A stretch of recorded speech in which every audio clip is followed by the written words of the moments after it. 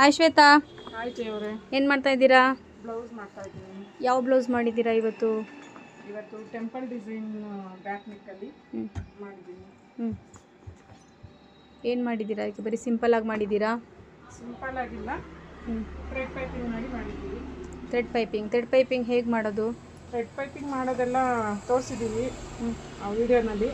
ಅದು ಕ್ಯಾನ್ವಸ್ ಒಳಗಡೆ ಇಟ್ಟು ಅದು ವಿ ಪಾಯಿಂಟ್ ಬರುತ್ತಲ್ಲ, ಅದರೊಳಗಡೆ ಹೇಗೆ ಅದನ್ನು ಹೊಲಿದು ತಿರುಗಿಸ್ಬೇಕು, ಯಾವ ಥರ ವಿ ಬರುತ್ತೆ ಅದು ಆ ಥರ ಎಲ್ಲ ವಿಡಿಯೋನಲ್ಲಿ ಮಾಡಿ ತೋರಿಸಿದ್ದೀವಿ. ಆ ಟೆಂಪಲ್ ಡಿಸೈನ್ಗೆ ಹೇಗೆ ಕ್ಯಾನ್ವಾಸ್ ಕೊಟ್ಟು ಆ ಕ್ಯಾನ್ವಾಸ್ಗೆ ಥ್ರೆಡ್ ಪೈಪಿಂಗ್ ಮಾಡಿ ಅಟ್ಯಾಚ್ ಮಾಡಿ ಆ ಕಾರ್ನರ್ ಶೇಪ್ನ ಹೇಗೆ ರೆಡಿ ಮಾಡೋದು ಅನ್ನೋದನ್ನ ತೋರಿಸಿದ್ದೀರಾ ನೀವು ಇವಾಗ, ಅಲ್ವಾ?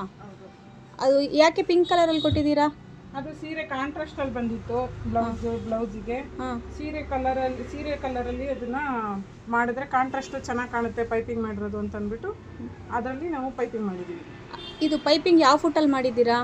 ಅದು ಸಿಂಗಲ್ ಫುಟ್ ಅಂತ ಬರುತ್ತೆ, ಆ ಸಿಂಗಲ್ ಫುಟ್ಟಲ್ಲಿ ಮಾಡಿದ್ದೀವಿ. ಆ ಫುಟ್ಟನ್ನು ತೋರಿಸಿದ್ದೀವಿ ನಾವು ವಿಡಿಯೋನಲ್ಲಿ. ಅದು ಪೈಪಿಂಗ್ ಮಾಡಬೇಕಾದ್ರೆ ಫುಟ್ ಚೇಂಜ್ ಮಾಡ್ಕೋಬೇಕು. ಫುಟ್ ಚೇಂಜ್ ಮಾಡ್ಕೊಂಡು ಪೈಪಿಂಗ್ ಮಾಡಿಬಿಟ್ಟು ನಾರ್ಮಲ್ ಹೊಲಿಬೇಕಾದ್ರೆ ನಾರ್ಮಲ್ ಫುಟ್ಟಲ್ಲಿ ಹೊಲಿಬೇಕು. ಹೌದು.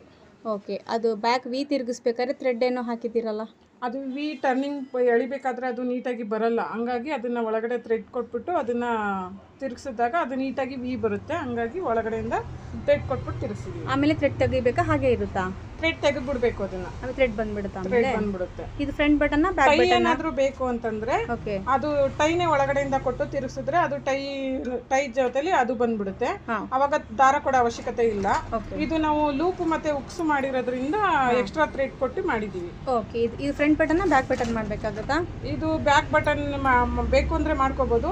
ಈ ಕಸ್ಟಮರ್ ಫ್ರಂಟ್ ಬಟನ್ ಬೇಕು ಅಂತಂದಿದ್ರು, ಅದಕ್ಕೆ ಫ್ರಂಟ್ ಬಟನ್ ಮಾಡಿದೀವಿ. ಓಕೆ. ಬ್ಯಾಕ್ ಮೇಲ್ಗಡೆ ಒಂದೇ ಒಂದು ಬಟನ್ ಮಾತ್ರ ಶೋಗೆ ಇಟ್ಟಿದ್ದೀರಾ? ಅದು ಸುಮ್ಮನೆ ಶೋಗೆ ಆ ಥರ ಬಟನ್ ಹಾಕಿದೀವಿ. ಓಕೆಪ್ಪ, ಥ್ಯಾಂಕ್ ಯು ಸೋ ಮಚ್ ಎಕ್ಸ್ಪ್ಲನೇಷನ್ಗೆ.